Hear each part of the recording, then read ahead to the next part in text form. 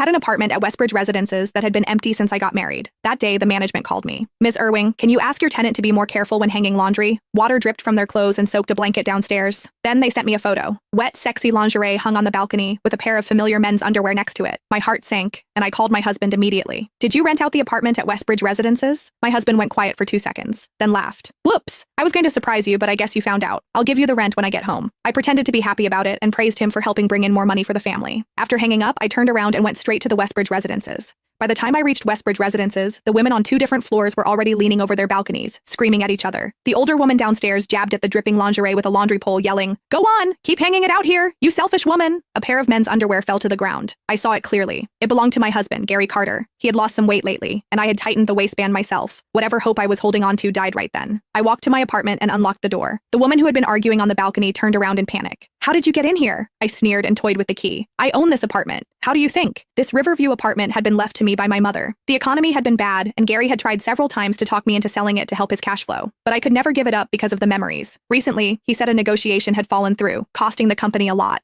Seeing him come home late every day made my heart ache, so I started thinking about selling. I never expected him to surprise me like this. The woman forced a smile. "Oh dear, it's you, Wendy. I'm Quinn Lawson, Gary's cousin. I've been looking for a job, so I've been staying here." I stepped inside and could hardly breathe. Almost every trace of my mother had been wiped away. Expensive bags, clothes, and makeup lay everywhere. His cousin? Ridiculous. Gary's mother had no relatives. Besides, a young woman looking for work couldn't afford all these luxury goods. When she noticed me staring, she hurriedly cleaned up. "My boyfriend bought these. I told him not to, but he insisted." I raised my brows. "Oh, if your boyfriend is that rich, why don't you move in with him?" "What rent?" Quinn blurted. She immediately tried to fix it. "Even if we're relatives, I can't owe Gary rent. Even families should be clear about finances." I pretended not to notice and stood up. "Since you paid rent, you can stay. Add me on Facebook." After adding her, I left. But I came back soon after. I could hear Quinn's sickly sweet voice through the door. "Honey, hurry home. Your sorry excuse of a wife came over to harass me." When I got home, I immediately went through Quinn's social media. 3 posts stood out. In the first, she wore an emerald bracelet. The caption read, "Guess how much this is worth." I recognized it as the bracelet Gary's mother wore. In his family, that bracelet was meant for the daughter-in-law. Gary had said he couldn't find it. He had given it to his mistress. In the second photo, Quinn wore a bikini beside a pool at a luxury hotel. I knew the hand-spreading sunscreen on her back belonged to Gary. His little finger was different due to a childhood injury. The date was our wedding anniversary. He had told me he had an emergency business trip. I had begged him to stay, but he said I was immature. In the third post, she showed off luxury goods from a trip to Golland. The camera swept past a credit card with the same last digits as Gary's card. Those goods were worth at least $200,000. All I got on the holiday was a $20 movie ticket. Anger surged inside me. I was angry at myself for being so blind. I sent all the evidence to my classmate Zach White, a top divorce lawyer. After reading it, Zach was furious. "Gary is despicable. Don't worry. I'll make him spit out every last thing he took from you." Just after I took 2 sips of water, Gary called. "I need to work overtime at the factory. I won't be home tonight. By the way, my cousin said you met her. I'll transfer the rent she gave me to you." I knew